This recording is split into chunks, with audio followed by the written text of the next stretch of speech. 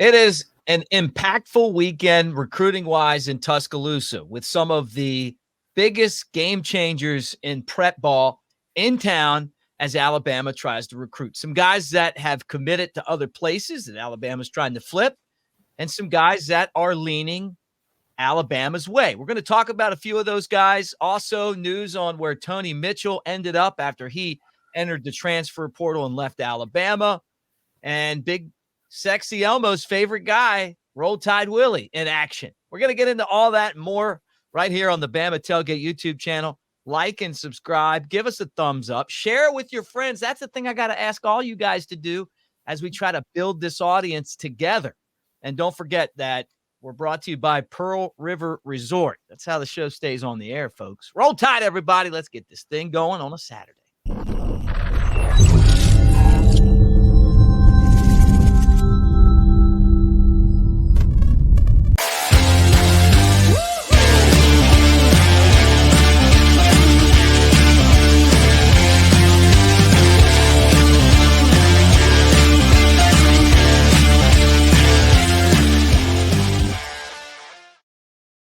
All right. What do you say? Look at that guy. What do you say, everybody, with Brett Elmore from the Brett Elmore Show? I'm Mick Gillespie at Broadcaster Mick. We call him Big Sexy Elmo. And we got a lot to talk about today. You look happy, and it's probably because impact players arrived to Tuscaloosa for another huge recruiting weekend. Some official, some unofficial visitors. But I'll tell you what, Bama has used these weekends to solidify their recruiting class, and then all of a sudden commitments start to drop right after these weekends. I love these weekends. It's going to be a beautiful weekend in Tuscaloosa, weather-wise. And these recruits are going to step foot on the campus of the University of Alabama, and they're going to be in awe of what I always call the Mecca. And my ex-wife, she used to say, "Why do you call this place the Mecca?" And now you know why she's my ex-wife. But no, I love weekends. If you have to ask. Huh? If you have to ask. If you have to ask. She was dumb. Anyway, no, I love these weekends, and we've seen the results of the past weekend, visits, and who's next is what we've been saying the past few days. Well, we'll see. Yeah, well, we'll see. Let's talk about a few of those guys. I mean, you could sit here and do an hour and a half on each one of these players, but some intriguing guys. Travis Smith is one of them, a 4-star wide receiver, Westlake High School in Atlanta, most likely going to Georgia, but it's become a Georgia versus Tennessee battle. Alabama trying to get in the mix with this wide receiver, who some say is a very Julio Jones-esque guy. The good hands, the big physical body, able to make plays down the field. This is the type of weekend where Coach DeBoer, Coach Shepard can maybe try to get this excellent player to consider Alabama. Yeah, 6'4", 191 pounds, and you're right. I mean, he's pretty much locked into Georgia, and you mentioned the battle with Tennessee there too, and it would be like two of your best friends that are in an argument all the time, and then Alabama's that third wheel that comes in and is like the saving grace of everything. We may be able to steal him away. I don't know. I doubt it, but yeah, I mean, he's a prototypical wide receiver. And once again, the wingspan is something that he's got a huge wingspan. He can climb the ladder. He's a top level guy, and if he continues to develop, a lot of the experts say that he'll be playing on Sunday. Mm-hmm. But another guy on campus, and you just never know. And like I say, once they get on campus, sometimes things happen. There's reasons why he's using up his official visits. Yeah, right. We've talked about a couple of the commits that we've gotten over the past week and 2 weeks that have canceled official visits that they had at other schools.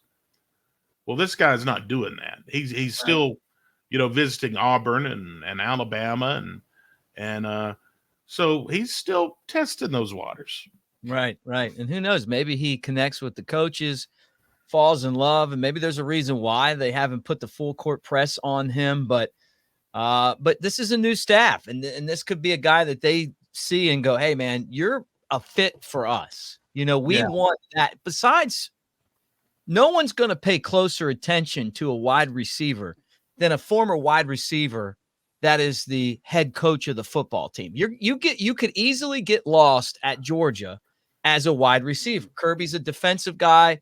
There's been some wide receivers there that don't get the ball that much. I mean, Jermaine Burton transferred from there because they didn't throw the ball enough for him. They're a running school. Alabama obviously is going to be a passing school. That alone, and the fact that you look at the NFL draft last year, what Kalen DeBoer was able to assemble in Washington with not even these type of prospects. Yeah, and I was talking to a guy the other day about that. You always have those water cooler discussions, and yeah, I mean, DeBoer walked into a treasure trove of talent that he's never had the opportunity to work with before. And like you and I were talking off the air one day, it's like he's won everywhere that he's been. And because we were talking about how well he is recruiting, and also the fact that he hasn't coached a down of football at Alabama yet. But you even look at him at the D3 level, D2, I think it was D3, like NAIA type stuff, they were glad to see him go because all the guy did was win. And that's right. So that I think we're in good shape. Yeah, so do I. I mean, I think we're in good shape in that position, and we'll see what happens with Travis Smith. But he's worth talking about, even though he's a Georgia guy right now that's potentially going to Georgia, because let's see what happens here. This is just one of those guys that you look at and you're like, you know what, man, it's just the pieces fall in place. Alabama's definitely got the ability to make something happen. It's not like he's committed. He's just leaning to Georgia. Now, this guy's committed. This is another one to keep a close eye on. Ole Miss Commitment, A.K. Deer, 4-star running back. Some people feel like he's going to be a 5-star back. Lane Kiffin loves this guy, went out and recruited him from Quitman, Mississippi. He's going to be in town. You and I have talked about him a lot. Alabama has continually had success wrestling the top talent out of the Magnolia State. And A.K. Deer is one of those guys that they would really, really love.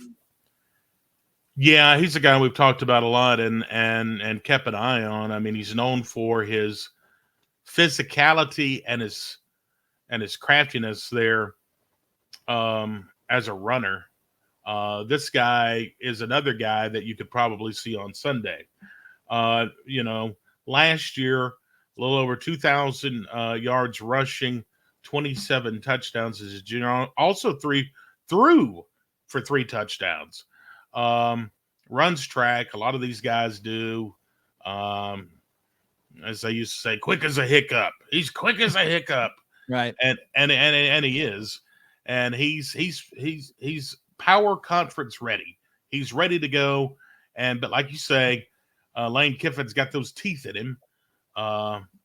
And it's one of those things you're just trying to wrestle him away. Yeah, keeping an eye on our friend Andrew Bone, see if he can figure out what's going on here. But you're talking about a player who a lot of the recruiting guys, the scouts, feel like he's the best running back to come out of the state of Mississippi in over 10 years. And he's a guy that scored his junior year 22 out of 27 touchdowns that the team scored. So, I mean, he's kind of like a one-man machine, and it'd be a good fit for Alabama. I mean, we'll find out. Alabama's been a school that develops a ton of NFL running backs. Everybody knows that. You're not going to see better production from any other position group coming out of a college than Alabama and running backs in the NFL. And that's just the bottom line. I mean, you could go look at all the numbers. Alabama has put out, there's running backs all over the NFL from Alabama. And it's not just because of Nick Saban. Alabama's been producing running backs since college football has been played. And that's a big selling point, plus the offense. I mean, you got to figure the way that they're going to be able to open the offense up. We're going to rival Lane Kiffin and Auburn. Lane Kiffin at Ole Miss, and then Auburn with the way that they'll spread the football out and be able to move downfield and score points. And when you think that you got the pass figured out, it's going to be the run game that's going to attack you. And that's why someone like him that is physical enough to get through that first wave of tacklers could be somebody that has huge college numbers. Right, and huge potential. And, yeah, you're right about the offense. I mean, you're going to see a very creative offense, you know, something that we haven't seen in probably a while at Alabama. Yeah, creative. For sure. And that we saw a lot of. Yeah, so I'm excited about it, and we're ticking down the days until kickoff. That's what I was wanting to look at. How many days are we away now here on this Saturday? Let me pull up. I've got like a countdown going on the JLX website. We're 77 days away from kickoff. I'll tell you, just ruined because we got too much work to do. We got too much work to do to get ready for the tailgate show. Well, guess what, pal? We got 77 days. Better get working. All right. Let's talk about one other guy today, and that's London Simmons, 3-star from Hartfield Academy in Flowood, Mississippi. You remember us talking about this guy. NC State was on him early. No one else was. And since Alabama went and gave him the commitment, everybody's now trying to jump on Simmons. But I think he's going to end up at Alabama. Wouldn't be surprised if it's not sooner than later. Arkansas is trying to get in there. NC State's slid back. But he's gotten a host of offers since Alabama said, hey, we like this big fella, and he's going to be in town. Yeah, Florida State offered him. He's going to visit Arkansas and, like you say, Bama. He's already visited NC State. He had an unofficial visit to Florida State. A big guy, 6'3", 310 pounds. On the defensive line there from Flowood, Mississippi. I was trying to think of where. Do I know? It's right outside of Jackson, right by Pearl.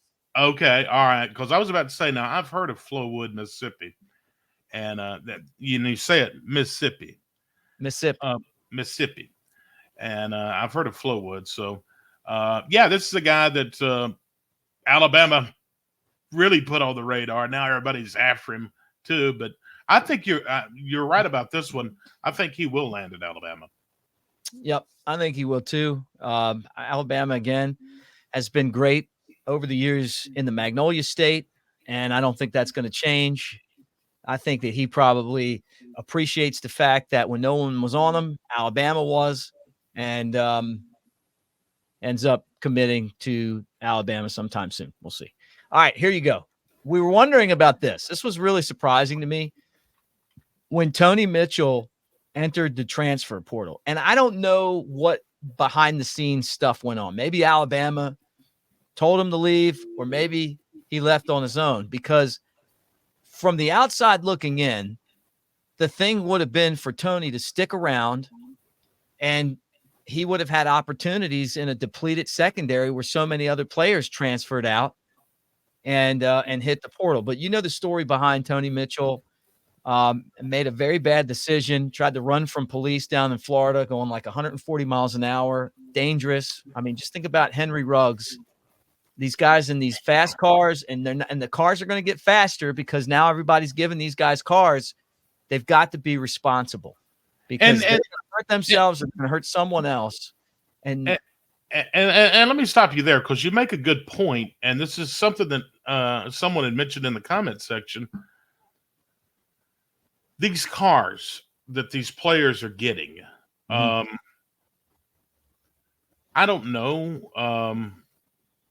what the liability is on that, But when you're talking about Lamborghinis and stuff like that, and just these fast, souped up cars, um, something I don't know, something just doesn't seem right. Or what if one of these players, God forbid, something happens bad?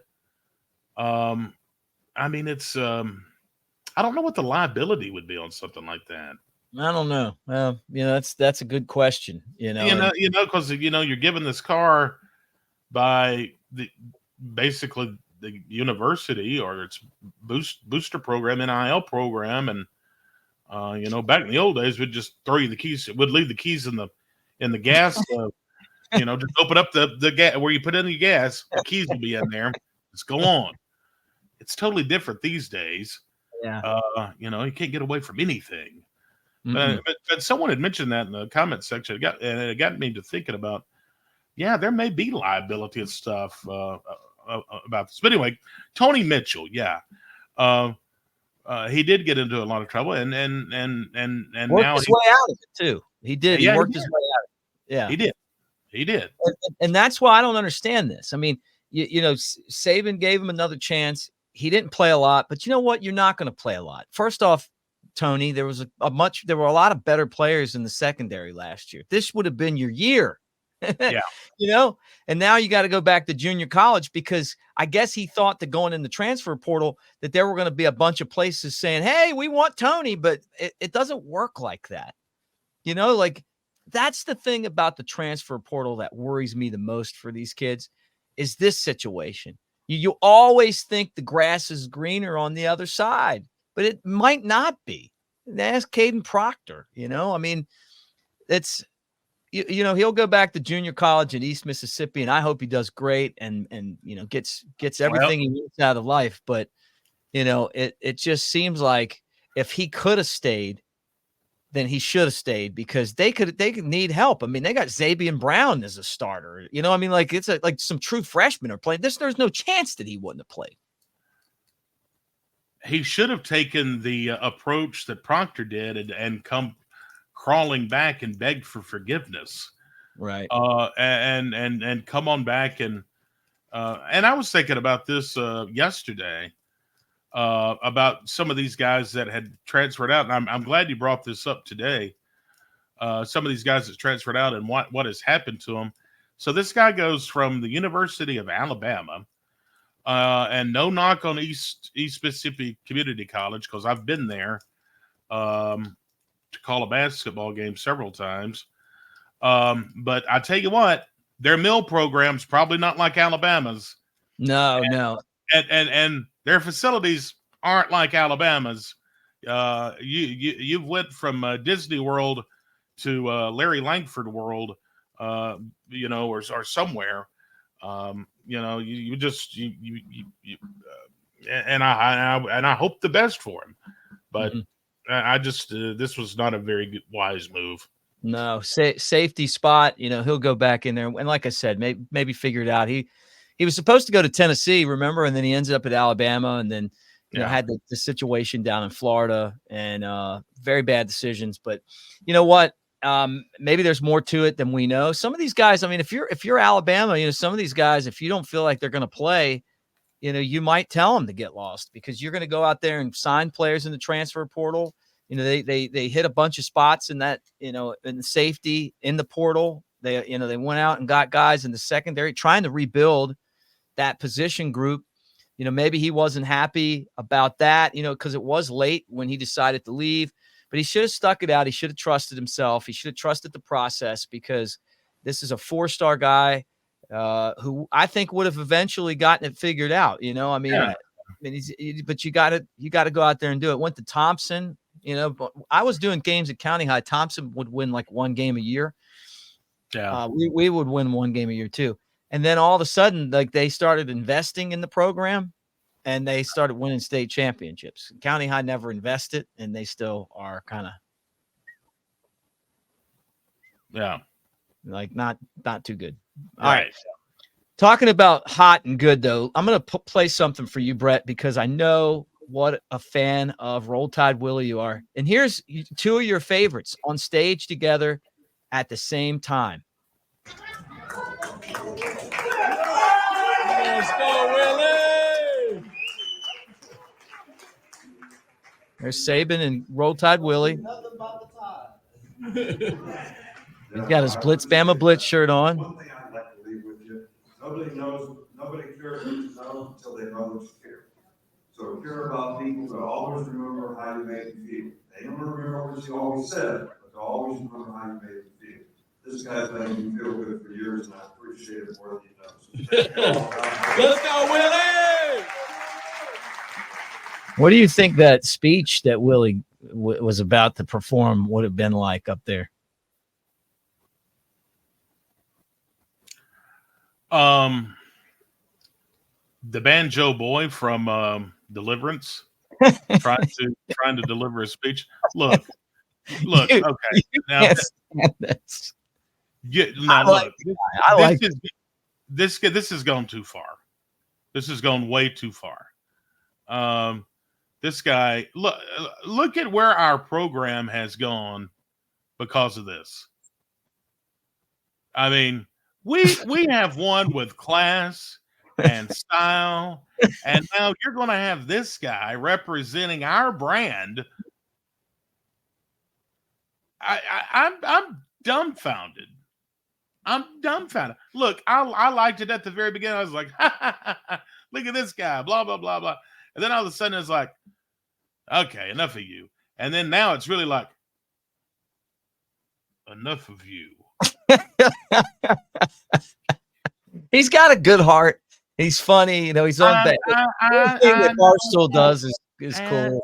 The guys love him. He helped recruit Ryan Williams, Hollywood. I mean, bullshit. That's not the reason why he committed. I'm sick and tired of people saying that. That is so. He is not the reason why he came to Alabama. It gets in your craw because you want Alabama to kind of be represented by more scholars than a guy of Roll Tide Willie's. You know, but he's funny. I mean, look, he was on Theo Vaughn. Saw him on there. I saw him with Kevin Hart recently. Like, he has risen to internet fame, and I mean, it's amazing. Look, you just do the show with Roll Tide Willie. I quit. I'm telling you, those suckers are a dime a dozen. They're a dime a dozen. I live in Walker County. I could walk down the street right now and find you 5 of those jabronis just like him. Okay. I mean, they're a dime a dozen. Okay. All right. He was I'm going to get me a Roll Tide Willie. That's legit. You're about to take the show over, but let me tell everybody before we turn it over to you that we're really glad to be presented by Pearl River Resort over in Philadelphia, Mississippi, where they're celebrating 30 years at the Golden Moon and Silver Star Casino, Pearl River. You got the Dancing Rabbit Golf Course, which is the Augusta you can play. Table games and slots, of course, the Timeout Sports Lounge, which is it's a legal sports book. It's Vegas style sports book right there, so you can go in, throw your bets down on Bama, on whatever sport you want. They got them all over there. The professional and obviously major college sports. They got the TVs up, and you can watch in there. It's like a bar atmosphere with like 20 TVs with all the major sports going on.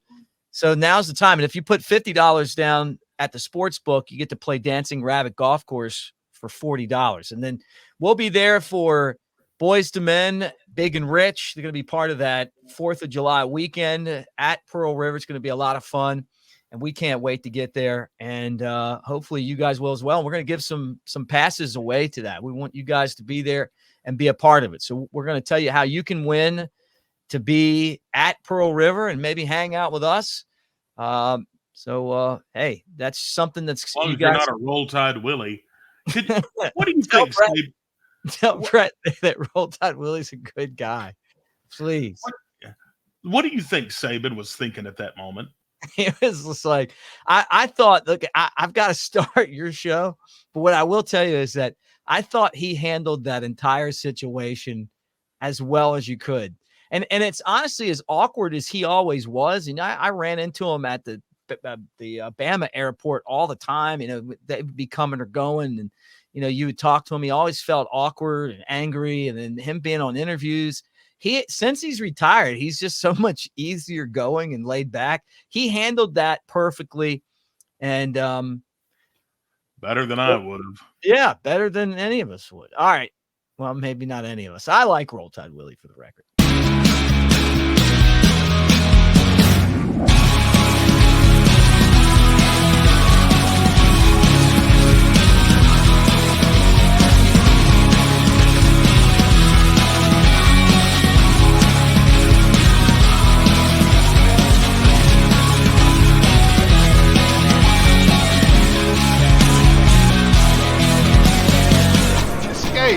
To Pearl River Resort. They call him Big Sexy, coming at you from the Walker County. Jasper is his hometown. He's known for giving free rundowns. Oh, Big Sexy, throwing out those Alabama thoughts, sneaking out your mom's window without getting caught. Nick gives you the XP, but Big Elmo is here to please. Big Sexy Elmo on the Bama Tailgate Show.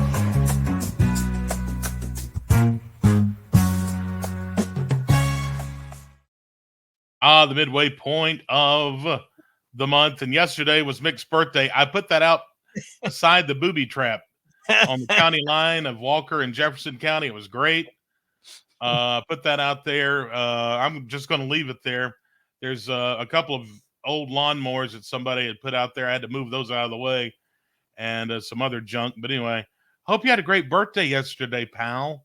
I did. Thank you, man. Thank you. Thanking all you guys got in the comments section and made me feel so just appreciated. It made me feel loved. And I can't thank you enough.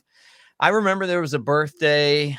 I don't even remember how many years ago, but I didn't get one happy birthday, and I was like, man, that it just was depressing, and I was like, man, I not one person said happy birthday. It literally turned the next day. And I was like, okay, I hope that never happens again. And then, like yesterday was just got a lot of love. So I appreciate it. It means a lot. And I try to go out of my way to say happy birthday to people as well, because I remember that, that birthday, the no one remembered me birthday. Yeah. That's really sad, Nick. I don't know. I don't know how I can continue on with the show. Actually, I'm like, well, it's because I didn't put it on social media, and I just didn't say anything, So I guess part of it's. Well, I did notice that on Facebook when I clicked on like today's birthdays or whatever, you wasn't on the list, and I was like, "What weirdo doesn't put his birthday up on there?" I don't know, but I turned 39 again, so. Right, that's the reason why he didn't put his birthday up there, because you have to put the year. But I still wished him, even though I pushed him a happy birthday several times. I also did it Facebook as well, because I'm just that kind of friend. And if it's not Facebook official, it's not official, according to some people. But today's birthday, Steve Walsh, lead singer of Kansas, is 73 today. What's your favorite Kansas song? You asked me this before. It's like Dust in the Wind. That's everybody's favorite Kansas song. Yeah, that's a pretty good one. Yeah. But you got to pick first last time. Then it was like, well, what's the second favorite Kansas song? Then the Carry on my wayward son. What's the third one? It's not like they have like they've got a handful of good songs. They're like Marshall Tucker Band to me. Yeah. Like I like Marshall Tucker Band, but it's like 4 really good songs, and then yeah. Is that a fair comparison? Yeah. But I'm trying to think of. You don't know the third one.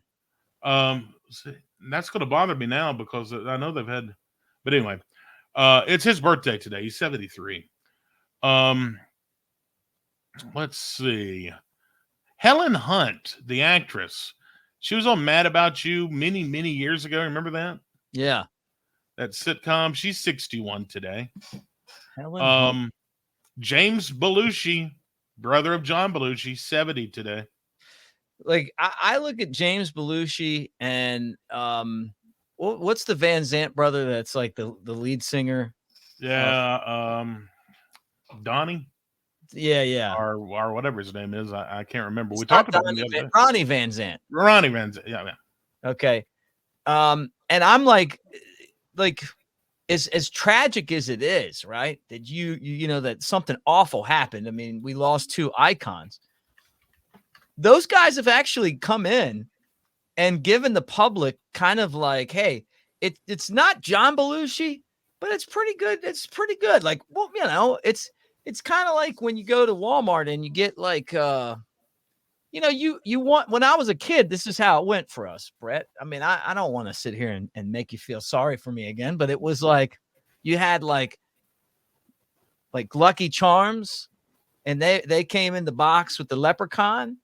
And then there was like the Unlucky Charms, and they came in the bag, the Walmart bag. Yeah. And they taste about the same. Maybe the Lucky Charms would kind of linger in the milk a little bit longer and not get soggy than the Unlucky Charms. But for all intents and purposes, it's almost the exact same thing, right? So both of those guys, no one could ever replace their brothers who were the iconic stars, but they had these great careers being kind of like, hey, you know what? We're never going to get him back, but we got him. Now, one of these guys trying to do the same thing is Chris Farley's brother, who does like stand up. Have you ever seen him before? I want to say his name's like Mike Farley or something. And he's just terrible. And but he looks like Chris Farley, but it's just not funny. Yeah. No, yeah. Like that. I follow you. Yeah, I follow you. Well, I kind of lost you with the Unlucky Charms. Do you guys always had the real cereal, huh? Yeah. I feel so bad for you, Mick. I feel really bad for you. Kevin Farley. His name's Kevin Farley. Kevin Farley. Okay. Yeah.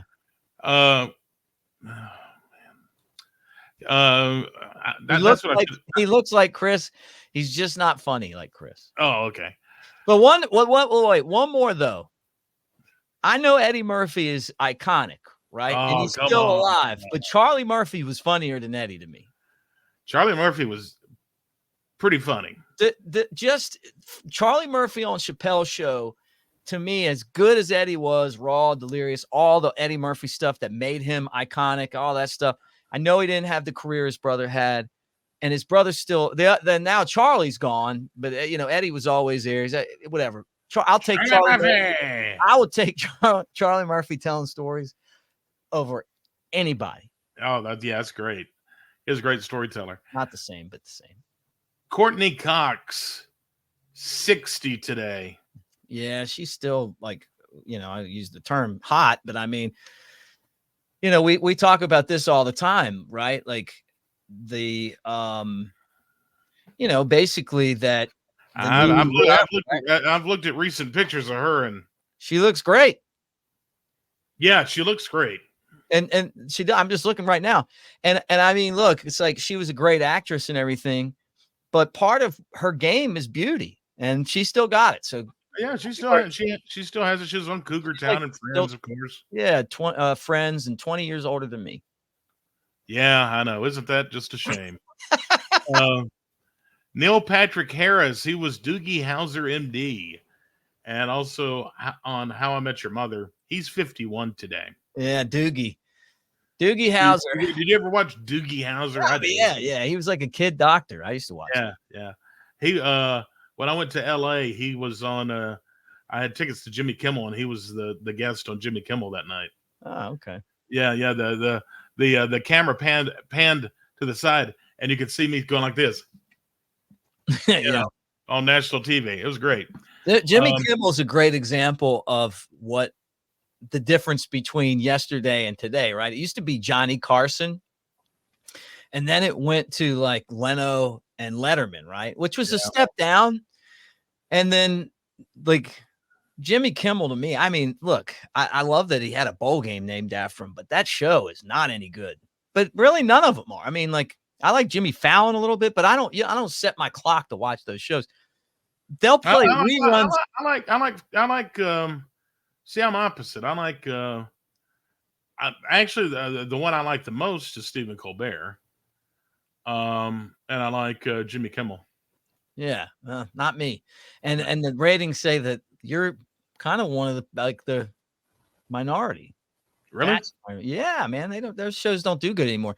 What about Conan O'Brien though? I was like Conan, but I mean I don't watch any of them.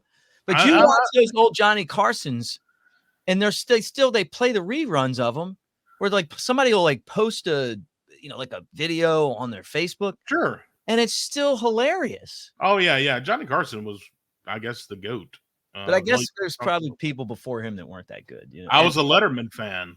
Yeah, Letterman. I went to the Letterman show. Did you? Yeah. Mm-hmm. That's cool. Yeah. Andy Pettit is 52 today. Yeah, one of those guys you never would have thought would have gotten wrapped up in the steroids era, but he was. But he did the thing you do when you make a mistake, you apologize, and people, have forgiven him. And he was talk about a winner, man. That guy, you had a big game. Yankees had a lot of big games back in that dynasty, and he was a guy that got big wins. Very good left-handed pitcher. Yeah, he was. Ice Cube, rapper, actor, 55 today. Yeah, I love Ice Cube. Yeah. I mean, like, love him. I love the fact that, one of the things we do this show and this part of this is that we can be outside of the box. Like people want to always put all of us in a box. Hey, this is what you're supposed to think when you look like this, or you come from this. And, and I don't think it works that way, man. Like when I was in college at Alabama, the thing that I got out of it the most is that, you would be in these rooms with people that came from all over the world, and you'd get in there and, and especially in like your upper level classes, and you'd mix it up with everybody. And you would find out that, maybe we disagree on some stuff, but we're all kind of individuals, and not everyone just goes with the flow. And that's what I love about Ice Cube. You're talking about a guy who made it as a rapper, was on one of the biggest rap bands ever, then as a solo guy, and then started getting into like the movie scene, and made enormous careers, but at the same time, never folded to the pressure of Hollywood and all the stuff that goes along with that, and he's still out there, and love listening to him talk in interviews and just hear his perspective on things. And honestly, the way that he handled the biggest controversy of the year, of course, I'm talking about Cat Williams, and who was going to play Money Mike. I thought he nailed that. So happy birthday, Ice. Ice. On this Saturday, if you're looking for something to celebrate, people are like, why am I still tuned into these guys? People are like, hell, we've lost everybody now. No, if you're looking for something to celebrate today, and Mick, I'm looking at you, pal. Let's go. I'm looking at you, brother. There's a couple of things here that's just like right up your alley. and let me tell you what they are. You love these. It's National Lobster Day, it's Beer Day. Oh man, and those two things go together. Yeah, absolutely. Here, I'm not trying to toot my own horn here, but I will tell you this: I'm a crab guy, but I do love lobster, right? But lobster, kind of like a Maine thing, a Massachusetts thing. Where I was from was a crab thing. I live on the Bay. I still am a crab person. But I love a lobster. And one of the baseball teams I worked for, the owner was a guy named Frank Burke. And his dad was Stephen Burke, and his brother, Stephen Burke Jr., who used to be like in charge of Disney and nice. I think maybe Comcast or something, like big time guys. Dad's the one that started like ABC Sports. and cool. was like a big time executive. And then there was Frank, who was kind of like, I would say like had this big sense of humor, and owned a baseball team and was just absolutely just fantastic to everybody. I mean, would just treat everybody great. It was wonderful to work for. And one of the things he would do for us, and I want to say Tommy Boy, but I don't want to like, he definitely didn't fit the mold, I'm sure, Right. Yeah. Yeah. he really was different. He was the black sheep of the family. Maybe, but he shouldn't have been, because I've learned so many things from him. And and the first thing is kindness, just treating the people that work for you with kindness and respect, and making it fun to go to work. Like you don't have to have a bad time to go to work. I learned it from Frank, but the other thing I learned from Frank is that you can fly Maine lobster to the South. He used to have this thing called the lobster kill, and you were allowed to bring +1. So he'd say, hey, you can bring your wife or your girlfriend, but you can't bring both. Right. And Yeah. so, It's always a great line. he would invite he'd invite the front office, all the players. And that was kind of like his give back to everybody, like this big, maybe after a Sunday day game that night or an off day. But I'm sure it was expensive. People would be out there boiling the lobster. You get lobster and steak. And I miss those days. It was a long time ago. Now, you talk about National Beer Day, and I love beer. Did a craft beer show. I'm like a beer connoisseur, like I'm actually like over the, since COVID, when I started the beer review show, which is right now in production, but we haven't put out new shows in a while. Yeah. Partly because I spent my time with you doing this, but it was so much fun. It was just so much fun trying all the different beers and the craft in it. But at the end of the day, there were a lot that weren't that good or weren't that different. So the craft beer industry is kind of going, kind of back down. And the ones that have always been at the top are at the top because, obviously they're good, So, but I hope that we never lose the craft part of it. Because I think that's what's pretty cool about going somewhere. You're just saying that because then you'd be stuck with like Natty Light, like the rest of us drink. Yeah, right. And I mean, that's what we had for years, right? I remember going out to Sierra Nevada to play ball, and it was before really craft beer was a thing. But they had, obviously Sierra Nevada, the brewery was in Chico, California. And having that beer and being like, man, this is great. And them kind of having like doing all the things that everybody was doing now, they were doing that back in the, in the 90s. And you are a beer connoisseur. As a matter of fact, I guess you're at connoisseur level when I look behind you and you have a keg at arm's length at all times. Yeah. I don't know if they quite call that a connoisseur or a problem. No, it's no problem. How about when I'm doing the show with Jake Coker and Ryan? Yeah. Let's in the middle of a conversation. I'll just go back and pour everybody a beer. Right. Yeah.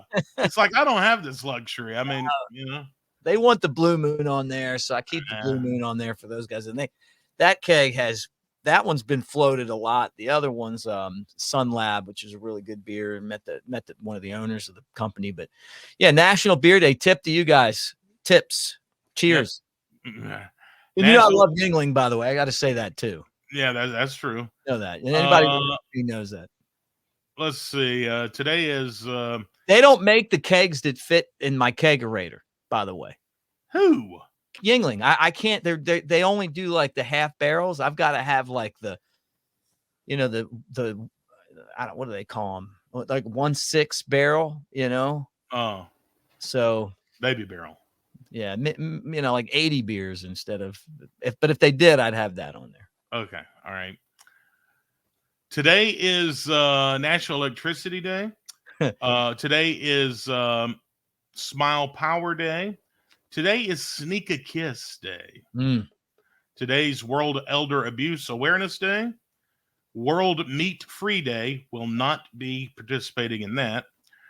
And My brother's a vegetarian. Really? Yeah, I don't know I how. didn't even know you had a brother, Mick. Yeah, I do. By the Um, way, I didn't get the happy birthday from him. okay, that's great. Well, there you go. It's not yet. World Juggling Day and International Surfing Day. Yeah, now I love surfing, and Yeah. And that reminds me, like last week, a couple of beautiful little girls got bit by a shark, and it was pretty for like a real deal in over there at 30A or somewhere near there. And just as a surfer, as a guy that did surf and loves surfing, you run into people that on the surfboards have been bitten by sharks. So you hear stories like that. And it really is such a traumatic experience. So prayers to them. And you just got to make it gnarly. I mean, it's as tough as the situation is. Thank God they survived. Yeah.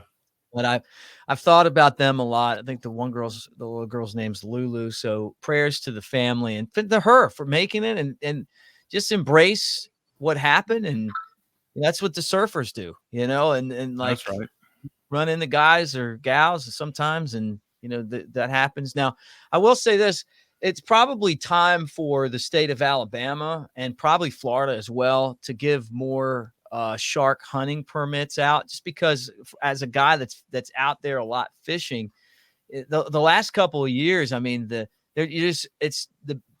Gulf is overrun with sharks, and it's like anything else. I mean, it's kind of like one of these things, I'm not saying kill them off, but they probably need to be fished off a little bit and thinned out, because I want to be able to go to the beach and not get eaten. Yeah, I wouldn't like that either.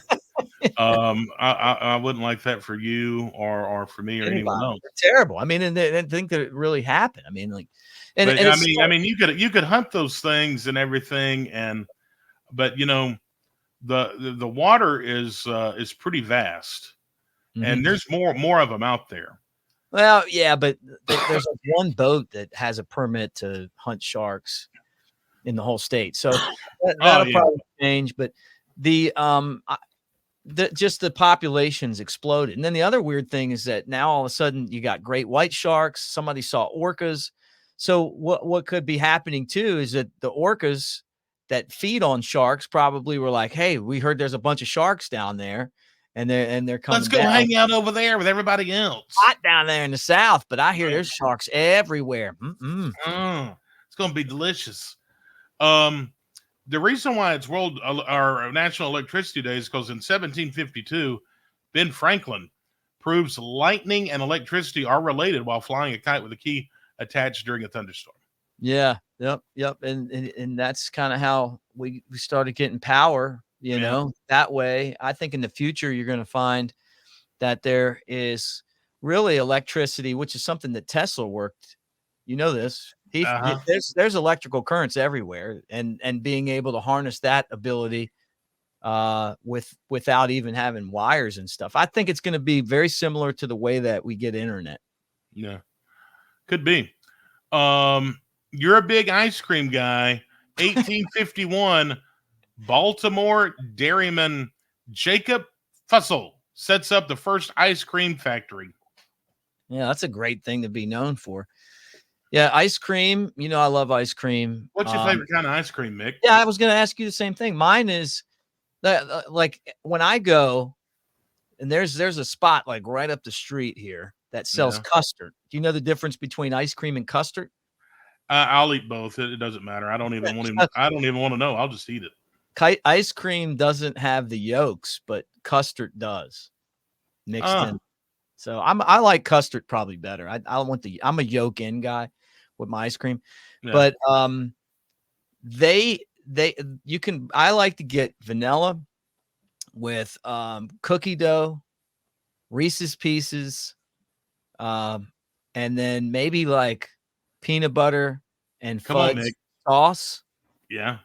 And that's it, man. I love that. Like I'll tell you what, like I almost feel like going now. You have talked dirty to a lot of people on this show. What's your favorite kind?